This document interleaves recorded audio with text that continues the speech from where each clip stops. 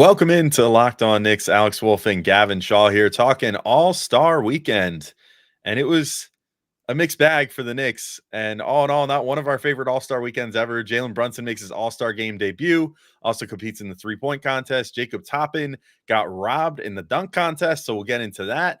And all in all, this All-Star weekend just was not very great and filled with some moments both unsavory and just seeming like they were rigged or whatever else. It was just not overall not a fun time. So we're going to talk about it next on Locked On Knicks.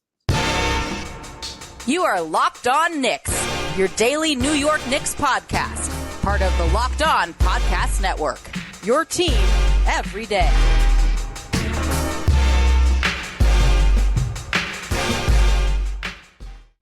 All right, welcome in to Locked On Knicks. I want to thank you guys for making Locked On Knicks your first listen today and every day, whether you're checking us out on your favorite podcast platform or taking in sights and sounds on YouTube. We appreciate you making us a part of your daily routine. Make sure you hit that subscribe and auto download function on your favorite podcast app or the subscribe and notification bell on YouTube so you never miss an episode, even during All-Star Week. So we're still here for you guys every day of the week. I'm Alex Wolf. I'm editor-in-chief of Knicks site, The Strickland.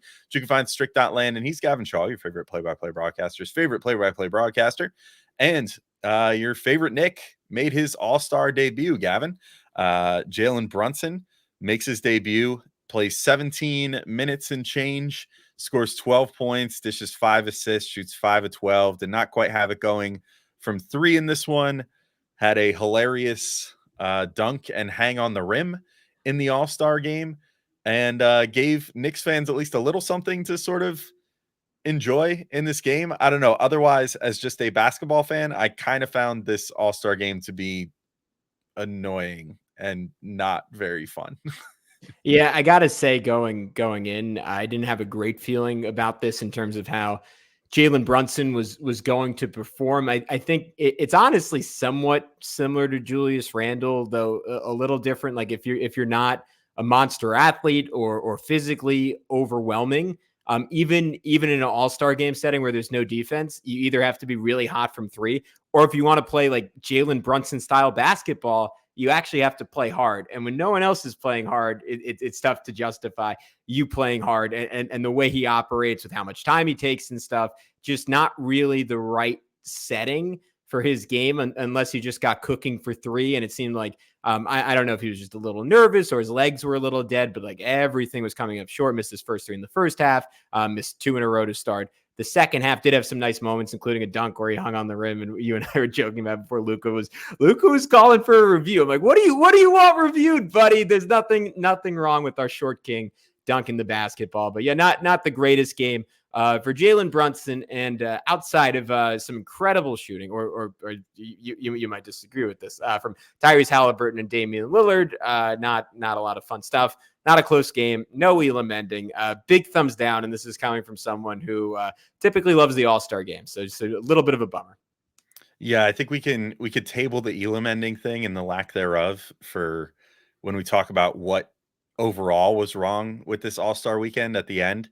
Because it's fun to at least highlight the good stuff. But yeah, there was some good shooting performances. I think my overall gripe, just if I want to just focus it just in on like the game itself and not like big picture stuff, I maybe this is just me like turning old now, and being like a curmudgeon and letting the game pass me by or whatever. But I miss when the All-Star game was all about like T-Mac throwing it off the backboard to himself for a dunk, and like guys trying to like get up for alley-oops and like all the crazy stuff that you see in games that makes you pop during a game. Like that used to be what everybody was always looking to do during the All-Star game. And now I just kind of feel like it's like guys haphazard, like it's like a big joke where like the guys that don't normally dunk just kind of haphazardly go for dunks. Like Luka gets stuffed by the rim and like Jokic barely gets one over the cylinder, whatever, like all those fun little like haha hee hee moments, but there's no like, or at least there's not as much as there used to be of just like the best athletes in the world going and just like throwing it down as hard as possible. And can I throw something at you in regards to this? Are there not as many great dunkers anymore? Because I'm just going through the roster and the guys I would call like at least theoretically great. Maybe I'm missing someone. Great dunkers on both teams. Donovan Mitchell for the East and Anthony Edwards for the West. And is that like as long as the list goes, like, I mean, we can talk about Jaylen Brown. I would say probably the worst finalist in dunk contest history. Jason Tatum can throw down a big one on occasion. Paul George in his prime certainly could dunk, but like LeBron was the one guy who was trying to and had some thunderous ones, which at his age is incredible. Giannis has like some force, but in terms of like when you said T-Mac, I thought of him and Vince Carter. I'm like, there's really no one. Like Anthony Edwards is probably the only guy I would put in that category in this game. Yeah, I mean, maybe there's not as many like dunk contest good level guys, but like just guys that can like dunk the basketball. I think there's like, Yeah. I mean, like AD can throw it down, like just on alley oops, like give him like a two-handed alley oop. That's fun. Like off the backboard, running down the lane and just toss it off the Cat backboard. was weirdly the one guy who was doing it for the West outside of Bron. Yeah, exactly. Like it's just, I don't know. It just felt very bizarre that like nobody really feels the need to do that anymore. And I always thought that that was kind of the most fun thing. Like I like watching guys just shoot like 800 threes just doesn't do it for me. Like I don't know. It's fun if they're making a few. Like if they get super hot and a guy makes like 5 in a row, fine, okay. Then you can be like, oh, it's like NBA Jam. He's on fire. Haha, so fun. But then it's like they take like attempt number 30 and it's just a normal spot up three, and you're just like, come on, man, like do something different. Like sauce someone up, get inside, hit a reverse layup or something, like anything. And I don't know, the defense level is just way more comically bad than usual this year, I feel like. Like, usually, even before the Elam ending, it always seemed like guys would, like, find their sense of pride around, like, the late third quarter, early fourth, and would at least start pretending to defend and be like, "Oh, maybe I'll win this game." And, like, I don't know, it just seemed like none of that was there this year, and, that I don't know if, to bring it back to Brunson, I mean, I didn't really see any of that out of Brunson, but he clearly was like trying to like appreciate his first opportunity there. Granted, he wasn't exactly playing shutdown Tibbs defense or anything, but I don't know. He seemed a little more invested in general, I guess. And there were some players that were like that, but for the most part, I felt like we just saw a bunch of guys just kind of having a shoot around. And it's like, I don't know. Again, maybe this is just me being old and like curmudgeonly, but like I just feel like the All-Star game used to be more than that. Yeah, well, I think last year was just as bad. But to your point, like the All-Star game has a ceiling of being something incredible and unique. Like I think of the first Elam ending year, the year Kobe died, and like they're really like you get to see the pecking order of the NBA play out before your eyes in a way that like there's just like the Olympics is probably the closest thing, but like there's no other way to replicate that when you see like, all right, who like when push comes to shove, like who do these coaches think the 5 best guys are? And it's usually not the 5 guys that start, like who is running the offense. Like it's usually like for years and years it was LeBron on one end and Kobe on another. And like Kobe calling LeBron a couple of words I can't say on this podcast because he was like refusing to shoot down the stretch of an All-Star game. And like, and you just see like I remember like was it Embiid like in that Elam ending year where like he kept trying to like score and like the LeBron's team was like shutting him down pretty well, and you're like, all right, like in these ultimate moments, like this is a guy who would go on to win an MVP, but like can he get it done against Anthony Davis? Like 100%.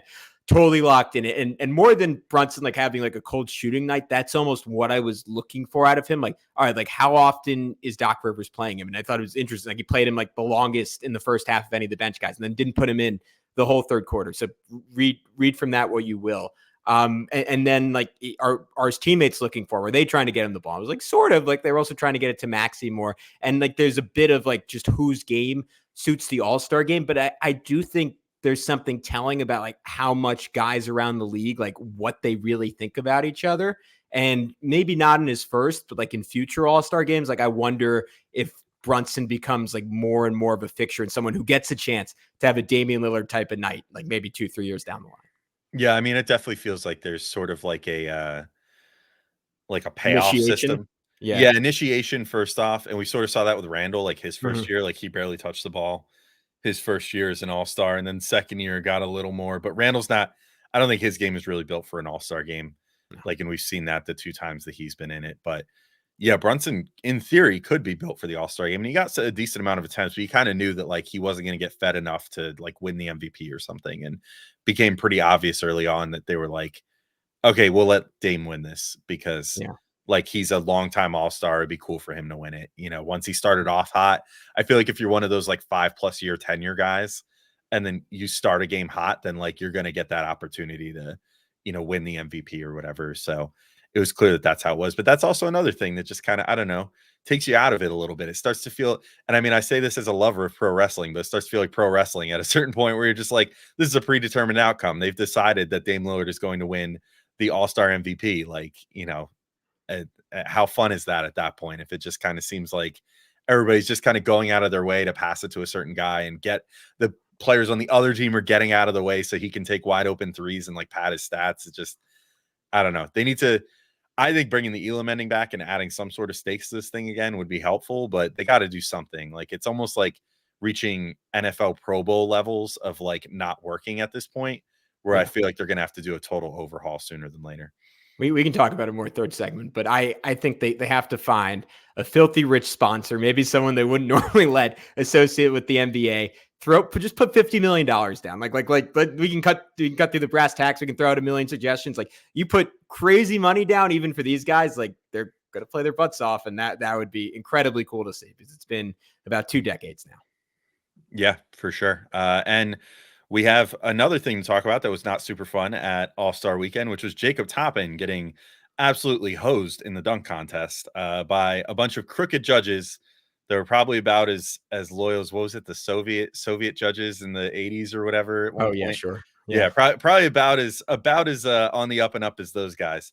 But first, Gavin, I got to let everybody know about our good friends over at Grammarly. So no matter what kind of work you do, how you communicate is key. And all those emails, reports, and presentations are equally important to the collaboration needed to get things done. And Grammarly can help. Grammarly is your AI writing partner to help you communicate more effectively and efficiently so you can make a bigger impact at work.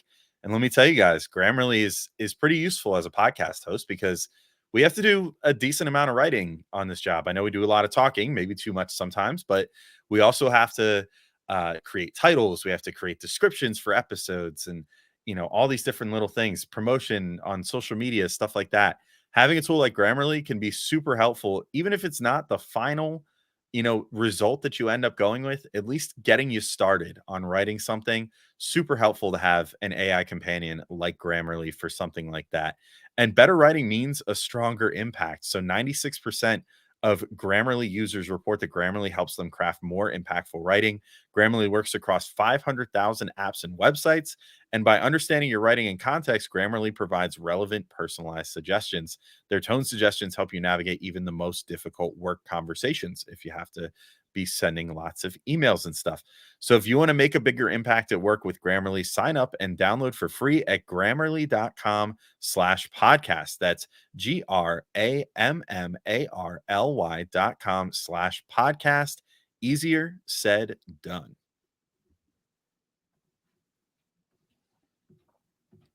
All right, Gavin, we're back in to keep talking through this All-Star weekend, and we were working backwards. So we talked about the All-Star game. Now it's time to talk about All-Star Saturday night. So I don't know if we have to really talk too much about Brunson. Like, he had a pretty solid score, but it was a really stacked 3-point contest this year.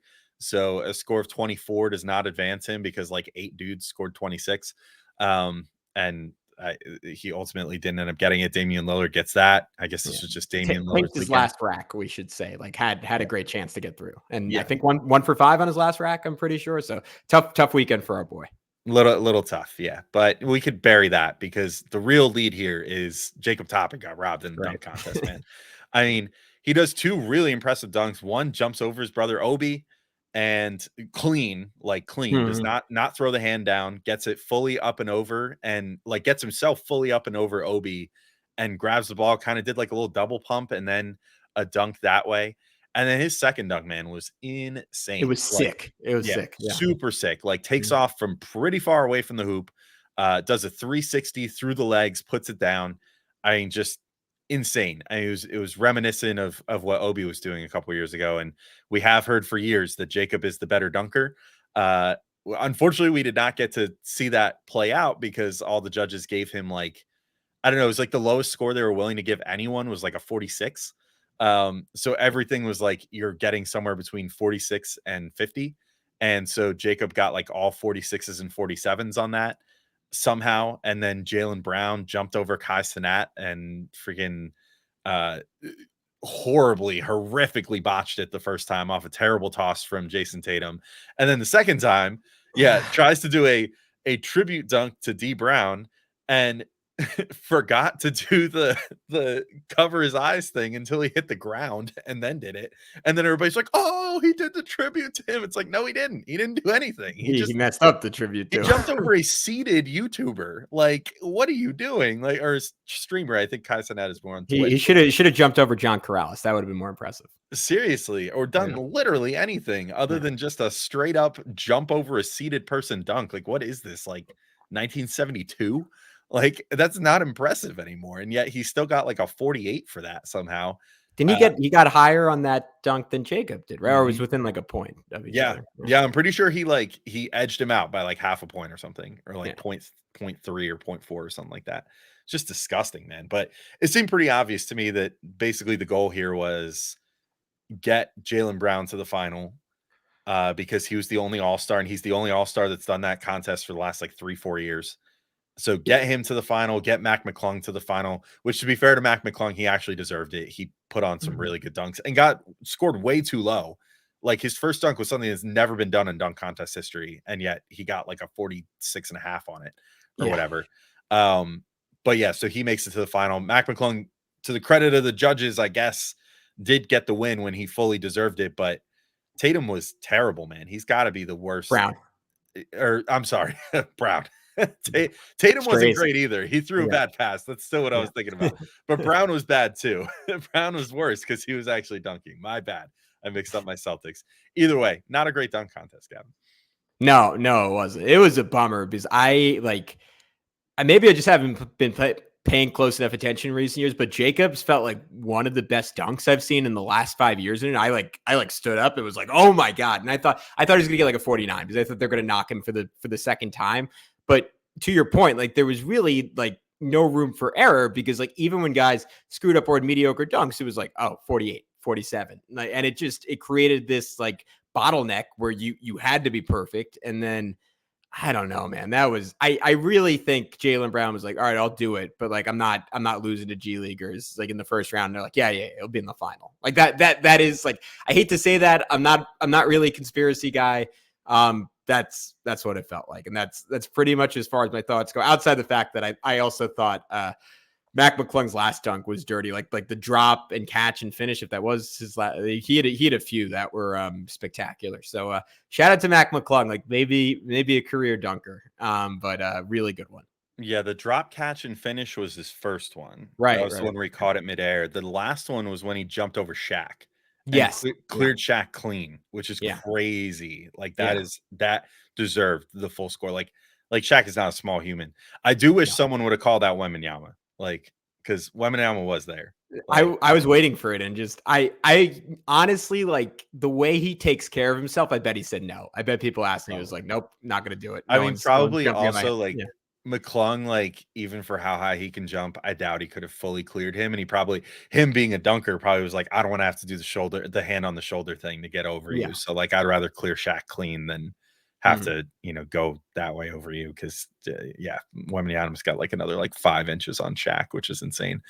But yeah, Mac McClung definitely deserved it, man. I mean, I just thought, I don't know if I've ever seen a dunk contest where there was so clearly an objective to get someone to the final, which just made it feel really dirty, like to the point where like the Indy fans were even like openly booing both Brown and the judges, and they had to like play it off. Like in the interviews going into the final bit, like Allie LaForce went up to Jaylen Brown. I forget how she like tried to frame it to be like, oh, they were booing, like, what do you have planned for the final round? Like, blah, blah, to like, was your score too low? Maybe the fans think so. Yeah, the fans thought your score was too low or something. And it was like, no, they thought that his scores were way too high and that he doesn't deserve to be here, which is why they're booing him.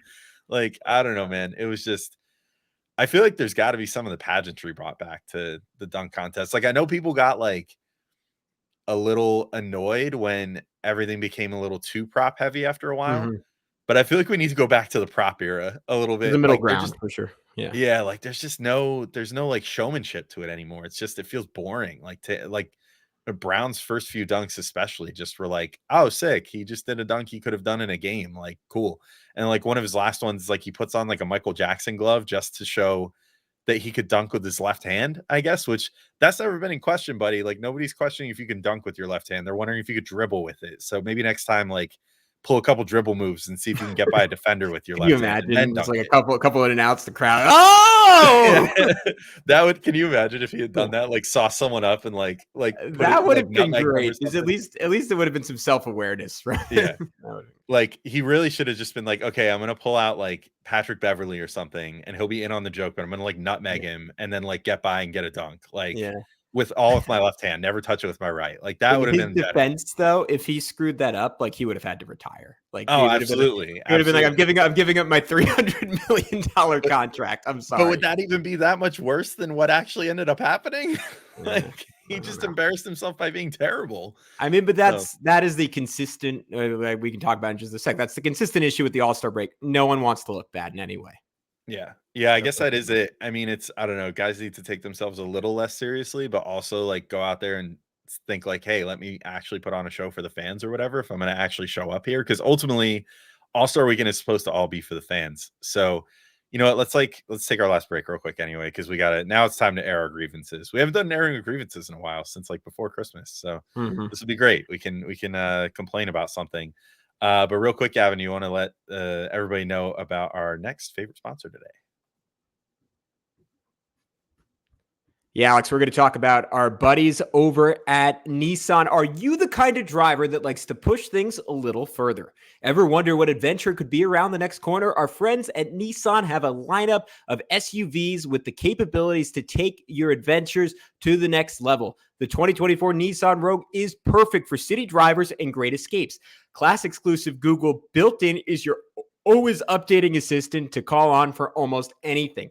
Gone are the days of connecting your phone. Google Assistant, Google Maps, and Google Play Store are built right into the 12.3-inch HD touchscreen infotainment system. The 2024 Rogue is the perfect midsize crossover for your next adventure. The 2024 Nissan Pathfinder is room for up to 8 and expansive cargo capacity and advanced available 4x4 capability. With 284 horsepower and up to 6,000 pounds towing, when adventure calls, the Pathfinder is there to answer. Take the Nissan Rogue, Nissan Pathfinder, or Nissan Armada and go find your next big adventure. Shop nissanusa.com. And we are back on Locked On Knicks. Gavin Shaw, Alex Wolf, taking you through our grievances with the All-Star break. But because we're going to go on a run of grievances, Alex, I have to say the one thing that I thought was pretty good. I had a lot of fun and almost always have fun watching the three-point contest. Pretty dramatic down the stretch this year with Damian Lillard ultimately taking. And then the thing I had the most fun with was New York's own Sabrina Ionescu dueling with Steph Curry. This was a late addition. She challenged him on Twitter. He said, you know what, like to Steph's credit, and like, I mean, what does Steph have to gain from this? He said, let's make it happen. And I, despite some of the comments from Kenny Smith on air, I thought it was a pretty spectacular moment and like somewhat, I may be extraordinary is overstating it, but like, I'm just going to call it gutsy from Sabrina, because the downside there was so immense. Like if she comes out and gets an 8, like, I don't want to say that sets women's sports back 10 years, but it's not, like there are people on the internet that are going to make the most out of that. And instead she comes out and hits like 10 of her first 11 and is absolutely cooking. And you can absolutely see the greatest shooter of all time in Steph, like sweating. And before the tournament, like the NBA came out and announced, okay, she's going to shoot from the WNBA line. He's going to shoot from the NBA line. She says, no, I want that smoke. I want the NBA line. And she kills it and ties the high score for anyone not named Steph. And in the theater of like it being in doubt down the stretch and Steph just cooking and finding a way. Like I thought it was all spectacular. I actually liked Reggie Miller's idea that a year from now, like if we're going to get into fixing it for next year, like get Caitlin Clark involved, get Damian Lillard involved, expand it a little more. Like I know it was an add-on. Like I'm sure for some people, like it felt like shoving the WNBA down their throat. But like to me, that was like pretty easily the highlight of All-Star Weekend. Just in terms of sheer drama, like I thought it was a lot of fun. Well, you know, that's a great segue to go from like a good thing to a bad thing. Because yeah, I thought it was really cool too. And I mean, like, props to Sabrina for going, through with it and like putting on a great show. Like, Yeah. I don't know. I think you're right. Like, if she had come out there and laid an egg, like that would have just given a lot of the terrible people on the internet all the ammunition they needed to be more Yeah. terrible. Mhm. And yet she went out there and like stood on business and like put up a huge score and kicked a lot of ass and probably shut a lot of people up. Except for Kenny Smith, of course, who Yeah. look, I'm going to say something that people say on the internet that I don't believe in, but Kenny Smith essentially got on there and said, like, get back in the kitchen. Like, that was essentially the TLDR of what he said on the broadcast, which was insane. I mean, she went out there and she matched all of the best, all of the best, almost all the best scores of the men's competition that had just preceded it. Yeah. And then he proceeded to just be like, well, she should have shot from the women's line. Well, why? Like Reggie Miller, to his credit, was challenging him well, and it's being like, well, why? She just got 26. That was really good. And he's Yeah. like, well, she didn't beat Steph. And it's like, well, Steph is the best shooter to ever live across all of sport. Like, are you kidding me? Like, yeah, sure, she didn't beat him, but she took him to the limit. And it took him having like a phenomenal money ball rack on his last rack to win the thing. Like, is that a joke?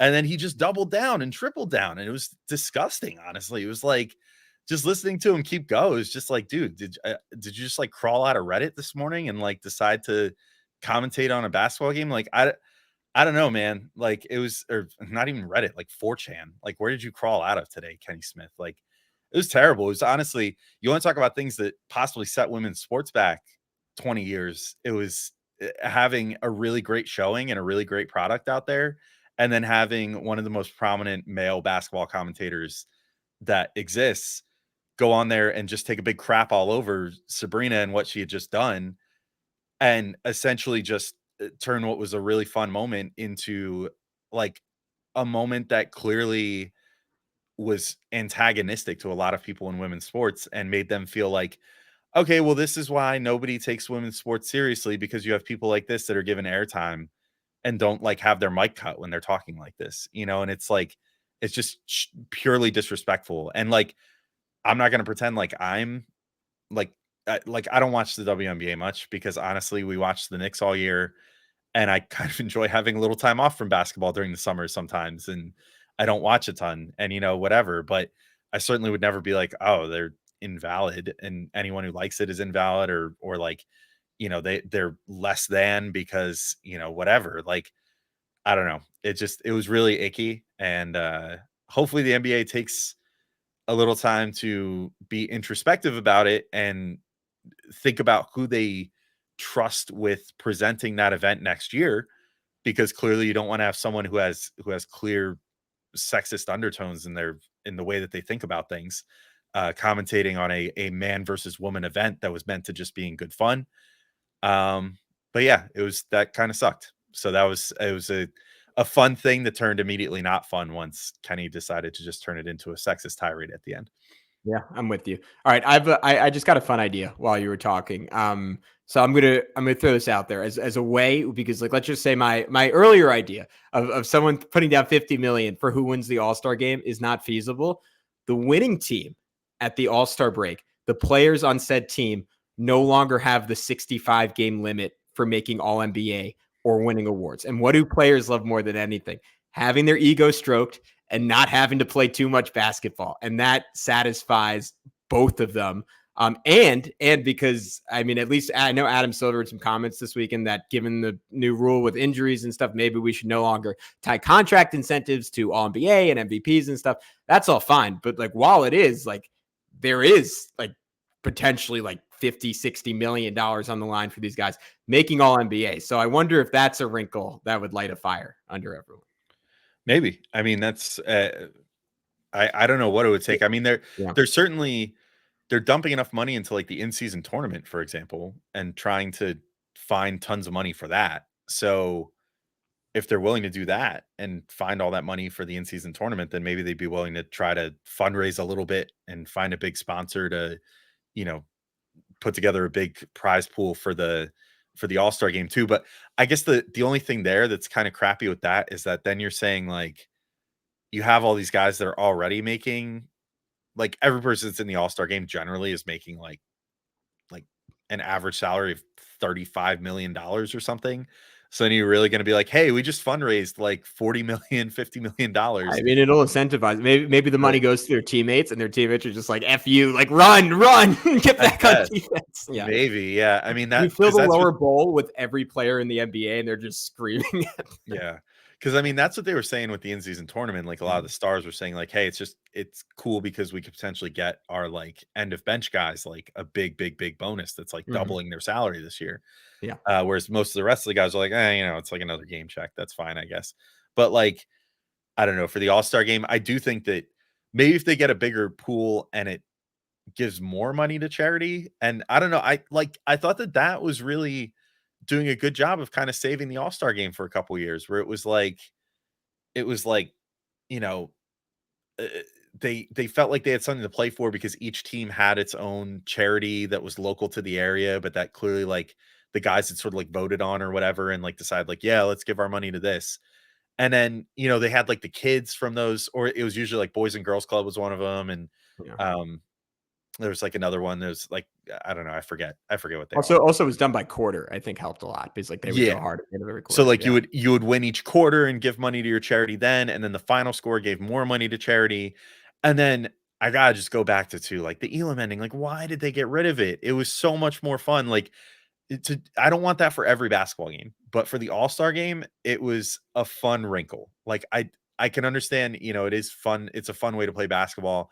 I'm too much of a traditionalist to want to do that as like the end all be all of a basketball game, just because I think like there's something sort of anticlimactic about like ending the game on like a hack foul free throw, like, and just being like, well, that's it. Like, there's no chance for redemption there. There's no 2 seconds left on the clock to try to get your like tying basket or whatever anymore. Like, that's just it. That's the game right there. And that's how one of the All-Star games ended, which made it a little anticlimactic, but sometimes it ends on like just a shot where a guy just hits like a three at the end and it's like, bang, that's it. Like, you're done. This Mhm. is, I just called game, whatever. Like, Yeah. it's fun for an all-star game setting. And it reminds me more of than like just going to the pickup court and playing to 21, where Mhm. it's like someone calls game, hits it to 21, and that's it. Game's over. Um, so yeah, I don't know. I don't know why they got rid of that, but I feel like that's one thing they definitely need to bring back. Yeah, I've said it for years on this pod, and I'll keep saying it. I want a one-on-one contest. I don't know who you'd get for it, but again, like if you're not going to pour big money into an all-star game, like pour a lot of money into that because you only have to give it to one person. Like if there's $10 million on the line, like I think you're getting everyone out there, and that is something I think everyone would tune in for and would be. I mean, the whole point of this is you want competition, right? And I think everything should be geared towards that. And it was clear Adam Silver wasn't happy last year. It was clear, like anyone who listened to his post-game comments today sounded pretty beaten down. Like it's not easy to motivate these guys. And of course, the priority should be that no one gets hurt in a game that ultimately doesn't matter. But like even up at like 20-30%, like for years and years, we had competitive all-star games with no one getting hurt. So I don't know. I think there should be a way to make it happen. Yeah, I guess we'll see. Like the one-on-one thing, my only thing is like if guys are afraid of getting embarrassed in like the dunk contest or whatever, like Yeah. I don't know. It creates way more opportunity to get embarrassed in the one-on-one competition. Like you would have to ensure that it was just all like the creme de la creme of the players that were in that, Mhm. and just be like all stars only. Like guys could submit their name or whatever, and like maybe you could even do it where guys have like okay, tell me this wouldn't be kind of fun. Like if guys had to, if you want to create the prize pool and you could still have it be for charity or whatever, but Mhm. guys would have to like ante up to get into the tournament. So it'd be Oh, like that's good. what That's if it's really good. like Yeah. 8-man tournament and like all the all-stars get an opportunity to put down like a blind bet on how much they want to put in to like get Yeah. into the tournament. And then you've only got all-stars against each other. And then one player might be like, I will give $1 million and it'll go to charity. That's nothing but good PR. So then even if you get waxed in the one-on-one, you're still Yeah. giving $1 million to charity. It still looks good for you. But then, you get like the top 8 guys, seed them by who donated the most money or whatever. And I don't know, there's no home court advantage. It's a one-on-one game, but I don't know. That could be kind of fun. Maybe that's an No, idea. I'll cool. send that to Adam Silver. We'll see if we can get that Yeah. situation Yeah. Right going. when we get off. Yeah. Call him Yeah. up. Anyway, yeah, unless you have anything else to add, I think that's pretty much it for me, man. It was certainly a weekend. It was All-Star weekend, but now luckily the Knicks get the rest of this week to get healthy, hopefully starting Monday, the day you all are probably listening to this. Maybe we'll start hearing some rumblings from Knicks practices and stuff as soon as like Monday, Tuesday about who might be potentially heading back post All-Star break. Hopefully we'll see some Julius Randle news, OG Anunoby news, all that good stuff. No matter what comes out, we'll be here for you guys this whole week to get you there. But until next time, thank you all for listening, and we'll talk to you soon. Peace out, everybody.